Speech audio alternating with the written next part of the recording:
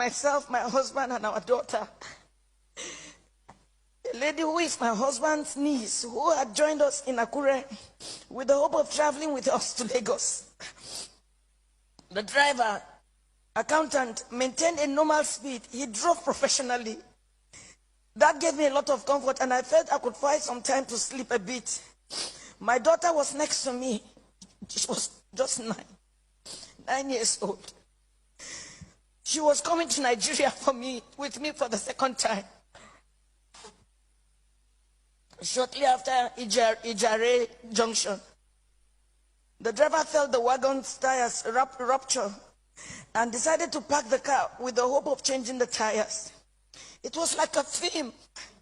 In a jiffy, motley crowd of armed men in military uniform came out of the bush. They fired at the boot of the car. Ahead of us, 5 of them came out of the bush.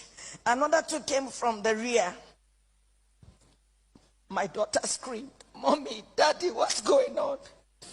There was no time to say a word. They marched us through into the bush, firing into the sky. They hit me on my chest, hit my daughter on her head. Blood oozed. At this time, it was better to kill me. I shouted at one of the armed men. His response was hell.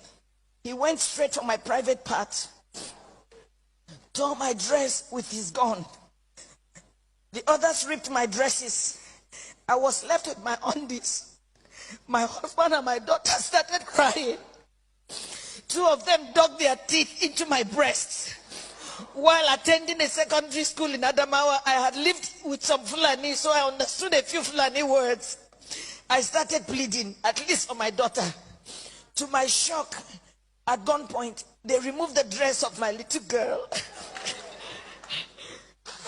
One of them carried her on his head as my baby struggled, shouting, "Daddy, Mommy, what's going on? Help me!" I could not help myself. We marched for 9 hours. I was half naked. My daughter was totally naked. Her tears was like a stream of blood on her cheeks. Our phones had been seized. We ended up in an ungoverned region in the thick of the forest. We met a well-organized group. There were some kidnapped victims. I saw 2 women, 2 ladies and 3 men.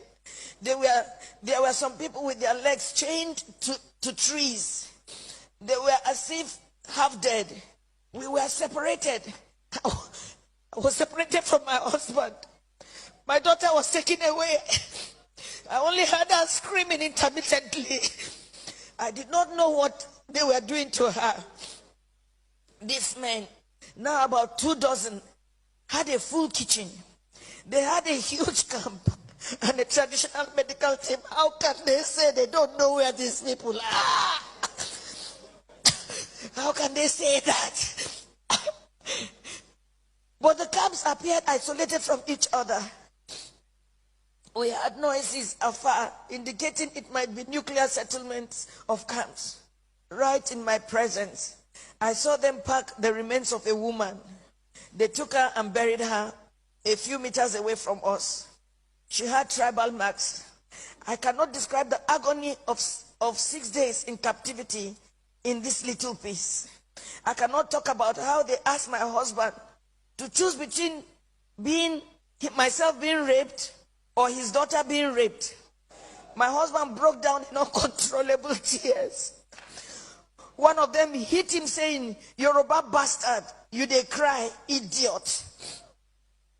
They now gave him an option that he should be raped by one homosexual among them. My husband, a devout Muslim. My husband is a devout Muslim.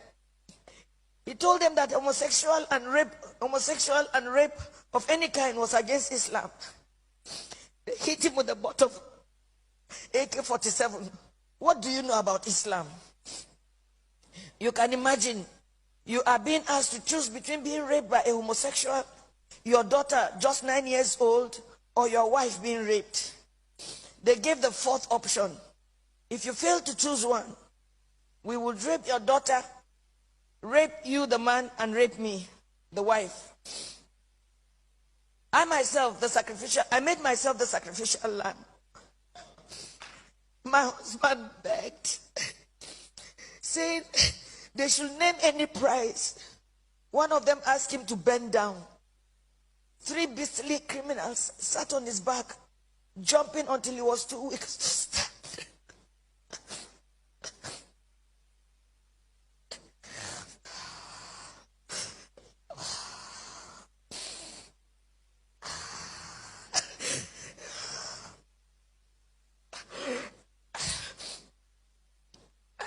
I was not allowed to put on any additional clothes. Imagine they rape you all night and they stop you from putting on any clothes for 24 hours.